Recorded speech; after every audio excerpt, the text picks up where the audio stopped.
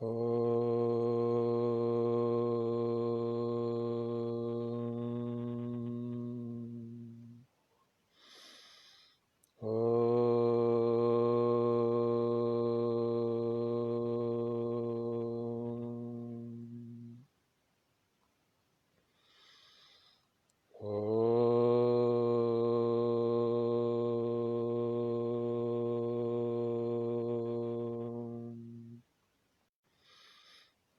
Namah Shivaya Gurave Satchidanandamurtaye Nisprapanchaya Shantaya Niralambaya Te Yase Shri Sadgurudevate Namaha Shivavayarangate Namaha Shri Tilakswami Paramahamsate Namaha Shri Shankara Tilakaswami Paramahamsate Namaha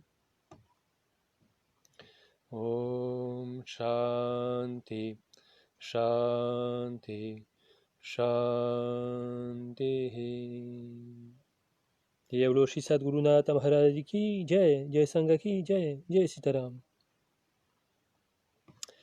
Hello everyone. So today we are going to speak about why we need a guru in life and after life and in many lives. Why do we need a guru? It's maybe a strange question in the world where everybody thinks that you don't need anybody to learn, just Facebook or YouTube or Google.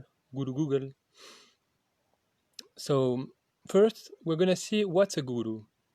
The guru is a Sanskrit term, which means what gives light in darkness. So if we feel we are in darkness, and we can be in many kind of different darknesses, maybe we need something or someone who gives a little light to help us to go out of this darkness. And this happens always, because sometimes we are depressed, sometimes we don't see any way out of the situation, and so we need something, someone, a book, some words that help us to get out from this situation.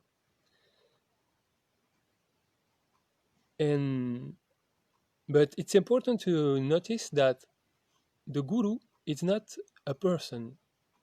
A fly can be a guru, a book. But as we are human beings, we need someone who speaks our language, someone who can tell us this is like this is like that, this is yes, this no, and explain us and open our eyes, because most of the time our eyes are completely closed to the truth, completely closed to the we don't know how to get out of the situation in a proper way, so we need something. So guru is a principle, Sri Gurum, the power of guru. It's not a man or a woman, but a man or a woman can have a degree of purity in his mind and his heart, that he can perceive the guru, the principle, and then he can share with us what he has to share in order to help us to uncover the darkness that blinds our mind. There is a beautiful prayer in Vedism that explains the evolution of the man throughout his different level in life. Be the bad, become good. Be the good, get peace. Be the peaceful one, get enlightenment. Be the enlightened, help others to get enlightened.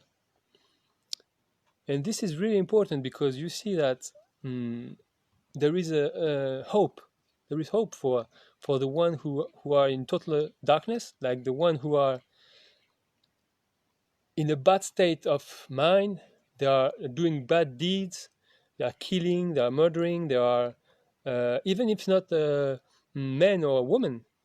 If you kill animals, and you don't need to kill them to survive, This is a crime, and so this is considered bad for the Vedic thought. So the bad become good. So it's possible to evolve in this way. The good get peace. So when you do good things, you will be able to have your mind more in peace. And with a peaceful mind, you can find a guru, uh, and try to get enlightenment. And with the help of the guru, it's possible. Because a guru, the job of a guru, a man or a woman who is a guru, the job is to help others to get enlightened. It's like Socrates. Socrates was, a philosopher. According to some people, the first philosopher. And so Socrates was helping people to get a second birth, not a human birth like the mother gave us, but a second birth, a birth in spirituality. And so a guru helps you to do that. He helps you to have a second birth, a spiritual birth. It helps you to go faster in the evolution, but towards what? Because evolution can be evolution to get a better car, a better house, a better whatever in the material world. But what we're talking about now, it's to be conscious that you suffer. Those were the words of Buddha. To take consciousness that you suffer, and then learn the means to stop suffering while helping the others in the way of eradicating the suffering.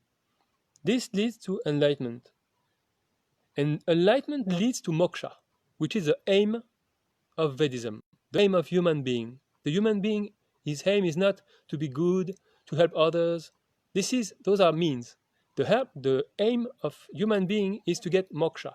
Moksha means to get liberation from the cycles of getting birth and die, and getting birth again and die again, because as Krishna mentioned in the Bhagavad Gita, Bhagavad Gita is a book in which the master, the guru, Krishna, teaches to his disciple Arjuna in the middle of the battlefield, just before the battle, a teaching, because Arjuna sees that in front of him, in the opposite army, there are parents, there are friends, there are knowledge people, they are masters of him, and so very depressed because he says that he cannot kill those people. He loved them, and so Arjuna, Krishna, the master, the guru, helps him to understand what is his duty and uncover the veil of darkness that covered Arjuna's mind. And so Arjuna can know his duty, and his duty is to kill those people, because those people have chosen the wrong path. Basically, in life, in the universe, there are two kind of beings: the light beings and the dark beings. The Devika beings means divine beings, or Asurika beings. Asuric means demoniac beings. There are no a third component, or whether you are Devic or whether you are Asuric. And so, in this battlefield, Krishna, Arjuna were in the Devic part. And in front of them, even if they were their master, their friend, mother and sisters and everything, they were Asuric, and they choose wrong. Sometimes because of Well, it's a very long story because it takes place in the Mahabharata, and Mahabharata is a epopeia of thousands of pages, very interesting and very complex. It is said that what doesn't exist in the Mahabharata doesn't exist because it's the largest volume epopeia in the world, larger than Iliada and Odyssea. The other one, the other epopeia in Vedism, is called Ramayana. It talks about the life of Rama, the seventh avatar. Krishna is the eighth avatar. So, Krishna, who is in the Devika part of the battlefield, teaches Arjuna, who is totally depressed because of this situation of having to confront his parents, his friends, his masters, and so he has the opportunity to have a depression in front of his master, and at the end of his depression, he says, I don't know what I have to do. I don't know my duty. So I get refuge at your feet. Please tell me what I have to do. And this is why Krishna can teach Arjuna. And then we have 700 verses in the Bhagavad Gita, 700 verses, and a very beautiful and very useful manual of psychology, of mysticism, of yoga and Vedanta, because the Bhagavad Gita is a book of Vedanta, which is the ultimate knowledge that can reach the human being, ultimate knowledge which is linked to moksha. The ultimate knowledge, Vedanta, links to moksha, to liberation from the cycle of birth and death. So without a guru, first, Arjuna wouldn't have been able to overcome his difficulty, because he was totally, it is said that he lost his ability to, he was a very great warrior. Krishna called him Param Tapa, a man of great austerities, of great disciplines, sleep very, very little bit, resist cold. But he has a problem. Arjuna had a problem. He was very angry. He was angry because he had to renounce his kingdom for many years to the opposite part of the battlefield. Kaurava, the Kauravas, they're called. Pandavas, Arjuna, Krishna, they are the Pandavas. And the other part of the battlefield, the Kauravas. They were parents. They were cousins. And the cousins of the Pandava, the Kaurava, they made that, they used a weakness of one of the Pandava, Yudhishthira, who was the older brother, to steal everything that has Yudhishthira. Yudhishthira should have inherited the kingdom, Bharata, the whole country, and but he had a problem. He liked to play dice, and so the Kauravas, what they did is they used this weakness to trick the dice, and then to steal all the kingdom, his spouse, his wife, his brothers. So he lost his brother. He lost his kingdom. He lost everything. Everything he had, he lost it. And so they had to go in the forest to exile. They had to go in exile in the forest.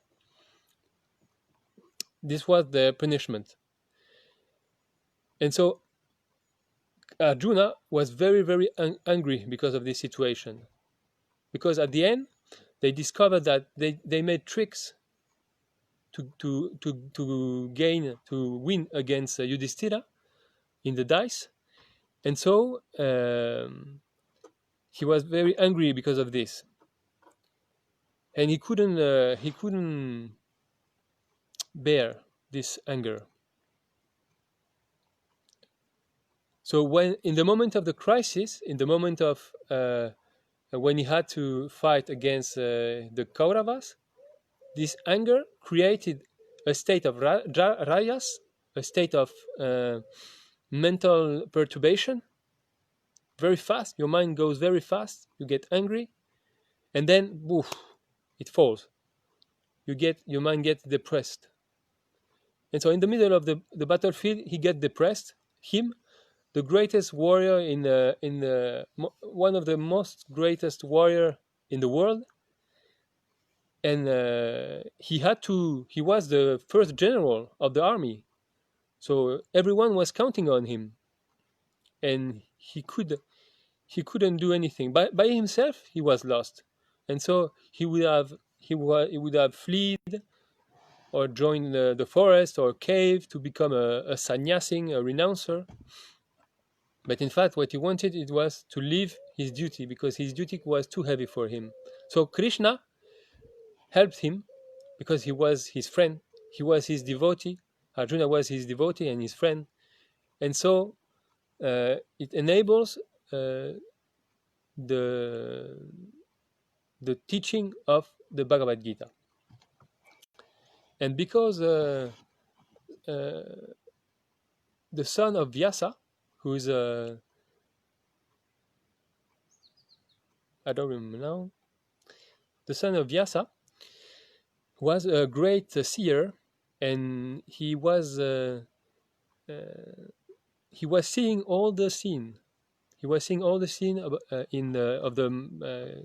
Kurukshetra, of the battlefield, and he was remembering in his memory all the words of Krishna. And this is why now we have the Bhagavad Gita, the word of the Bhagavad Gita. It's a great present from him, because if this person hadn't existed, the Bhagavad Gita would have been just a teaching for Arjuna, and it's a teaching for humanity, for human kingdom, for mankind. So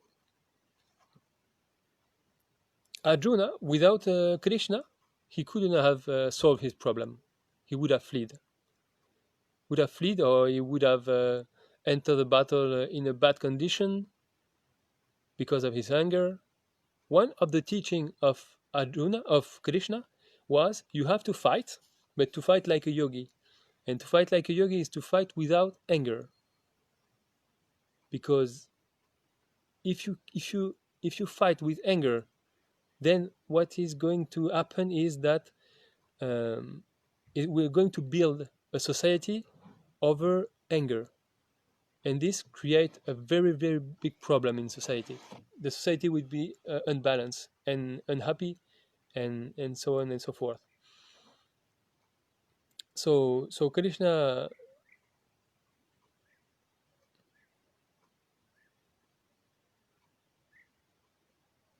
was the guru of Arjuna, and without him, nothing would have been possible.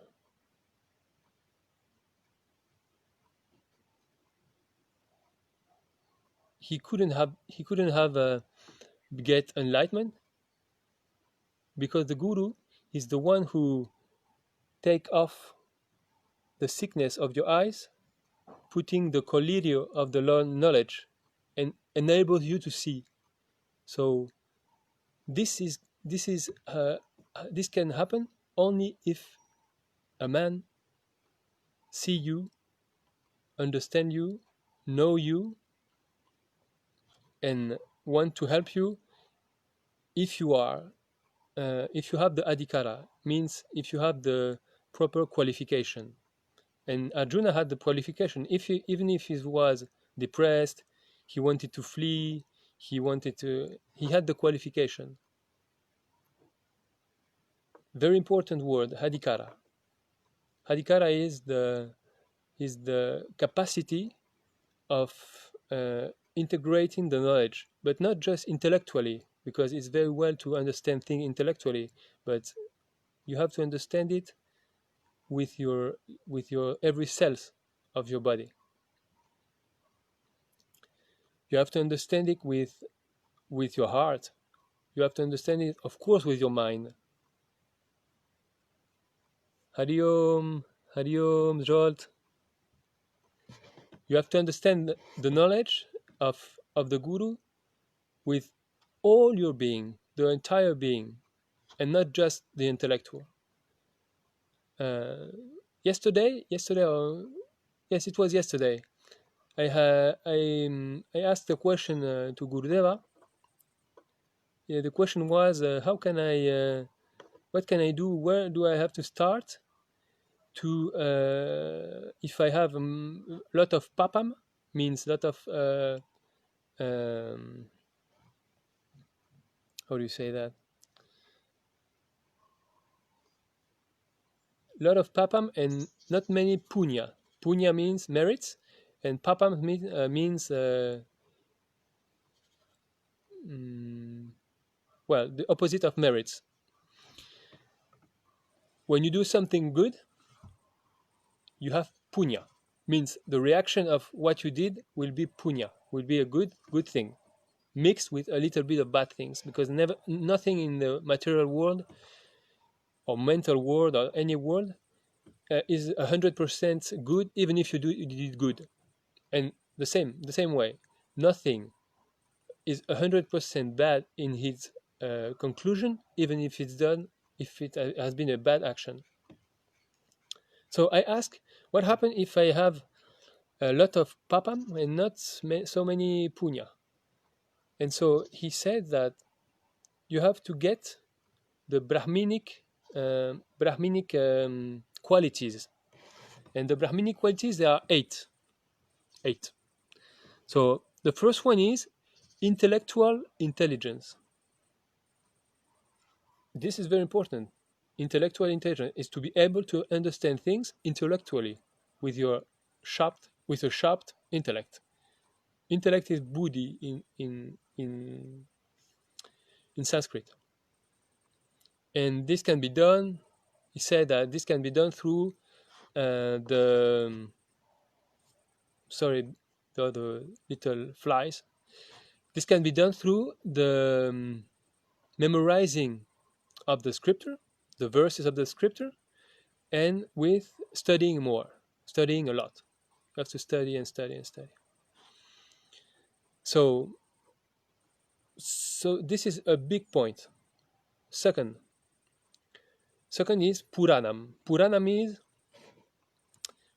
is to get consciousness of the fact that when you have a certain age, you have to be responsible.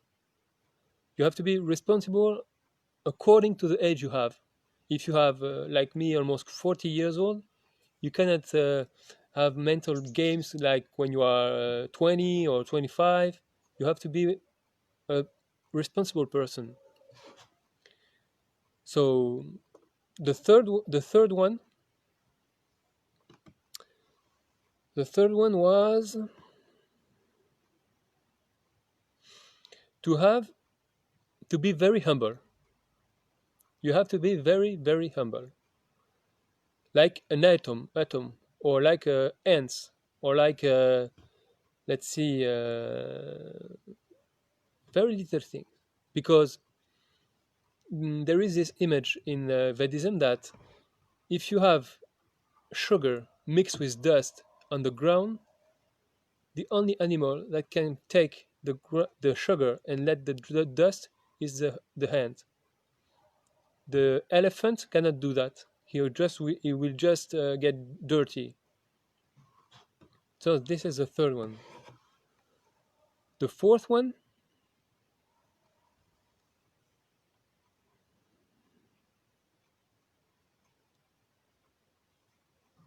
to never to lose your dharma, never to always be constant in your dharma. Dharma means duty, what you have to do in life, with the others, with yourself, with the universe, your mission in life, swadharma, your proper mission.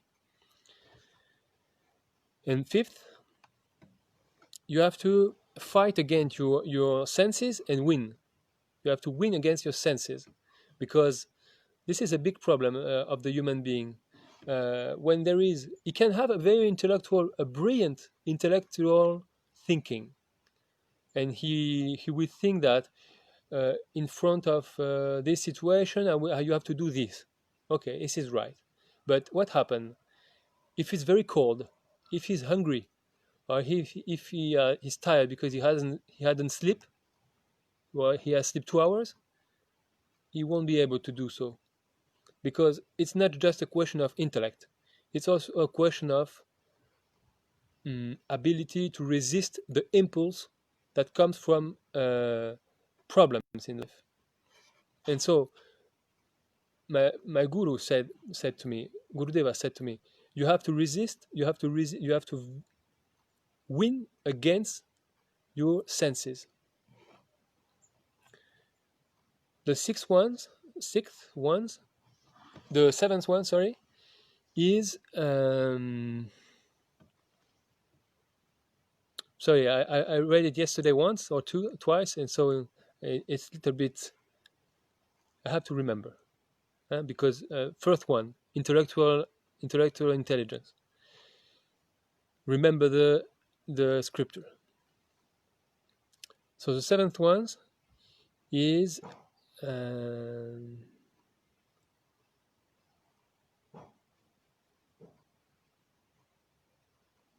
to have a brilliant body, to have a brilliant body.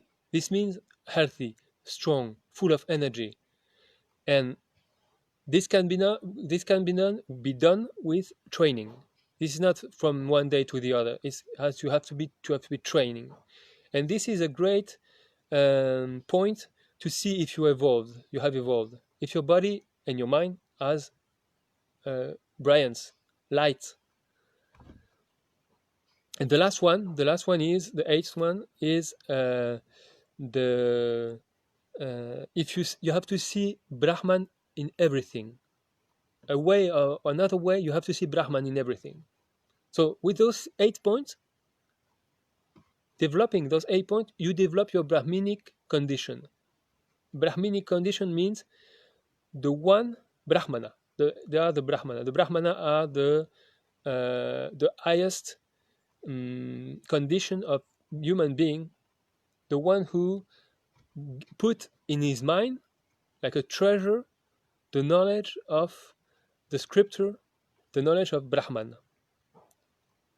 This is why you have to see Brahman in everything, even in the bad thing that happens to you, even in the cold, when you have to take shower like us in the cold. Well, now it's okay because it's hot, but not that okay.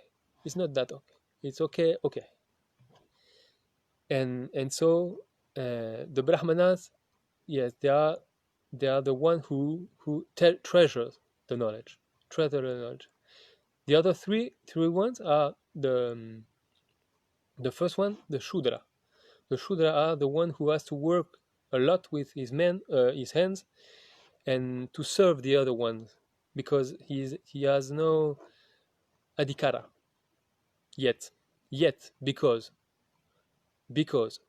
some people like Veda Vyasa, who is the compiler of all the knowledge of the Veda, the 4 Veda, was Shudra, and he became a Brahmana and then a Guru. Guru is out of castes, out of Varnas. Varna means the color of your consciousness. It's not caste, it's a color of the consciousness, Varna.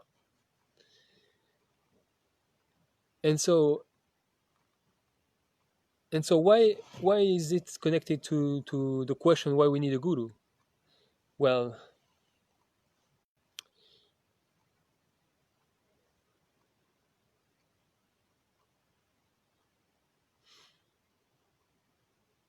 the different castes, the different varna, they are not. They used to be.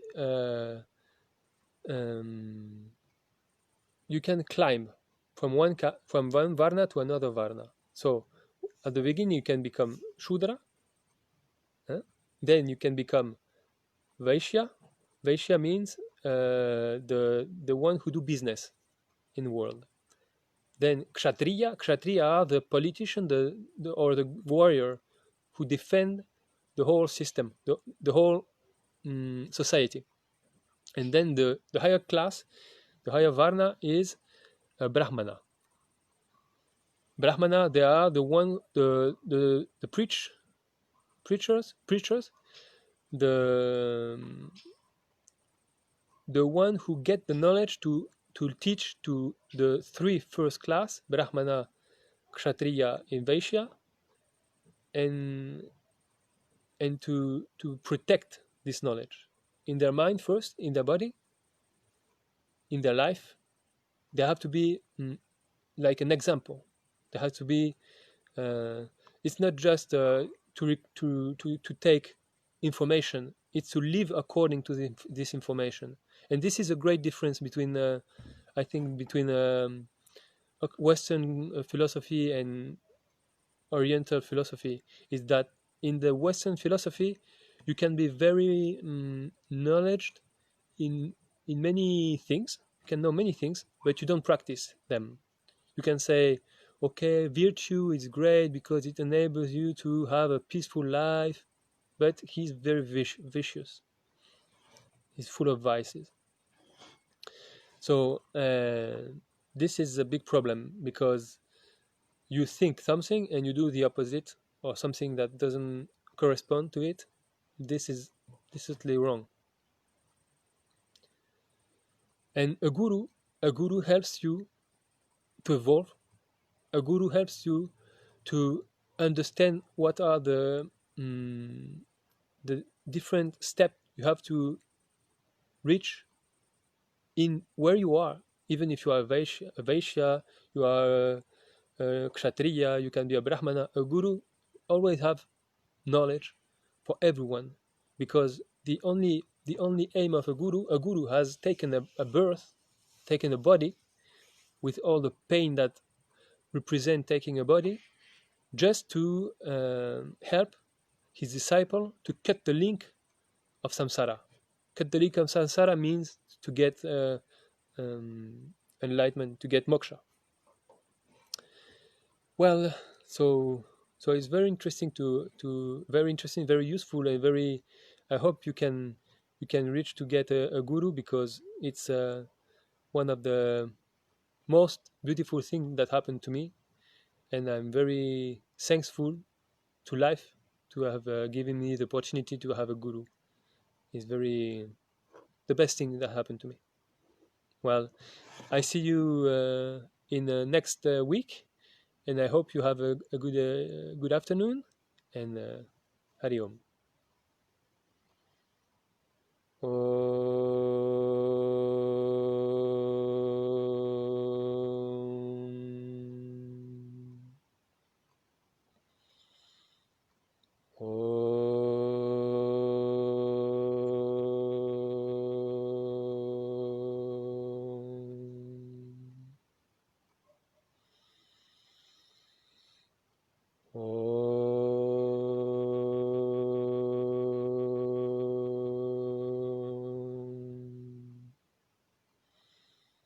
Shanti, Shanti, Shanti.